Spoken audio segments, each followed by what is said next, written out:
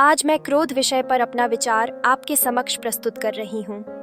आप मुझे comment section में कमेंट करके बताइए कि आपको ये कैसा लगा और किस विषय में आप मुझसे सुनना चाहते हैं। चलिए आज के विषय पर आते हैं। क्रोध क्या है? क्रोध ठीक न्यूटन के तीसरे नियम की तरह है, किसी क्रिया की प्रतिक्रिया। कुछ परिस्थितियों में क्रोध आना लाभदायक भी हो सकता है। कभी कभी इसे दबाने के बजाय व्यक्त करना ज्यादा बेहतर होता है, वरना यह भीतर ही भीतर मानसिक तनाव का कारण बन सकता है। कई बार क्रोध व्यक्ति को मुक्ति का एहसास कराता है, यह मन के बोझ को हल्का करता है, लेकिन दूसरी ओर यही क्रोध रिश्तों को भी तोड़ सकता है। स्वस्थ संबंधों में क्रोध एक बड़ा अवरोध बनकर खड़ा हो जाता है और जब यह मर्यादाएं लांघने लगे तब यह घातक रूप ले सकता है। यह न केवल व्यक्ति को भीतर से तोड़ता है, बल्कि रिश्तों की नींव, परिवार की शांति और मानसिक स्वास्थ्य तक को प्रभावित कर सकता है। अविवेकी क्रोध एक मौन संहारक होता है।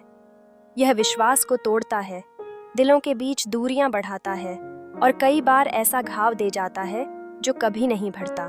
क्रोध भी एक सामान्य भावना है, जैसे हर्ष या विषाद, परंतु इसे सीमा, संयम और समझदारी के साथ प्रकट करना आवश्यक है। तभी यह किसी व्यक्ति और उसके परिजनों के लिए उपयोगी और संतुलित बन सकता है। अब हम बात करेंगे क्रोध को शांत कैसे करें या क्रोध को कैसे नियंत्रित करें।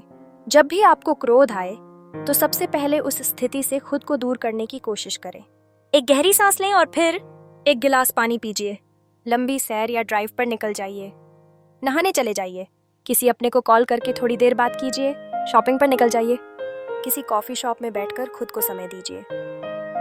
हल्का सुकून देने वाला संगीत सुनिए। ये छोटी छोटी बातें आपके मन को शांत करने में मदद कर सकती हैं। याद रखिए, क्रोध कुछ पलों के लिए आता है, फिर चला जाता है, लेकिन उस एक पल में आप जो करते हैं वही तय करता है कि आप रिश्तों को बचाएंगे या बिगाड़ेंगे।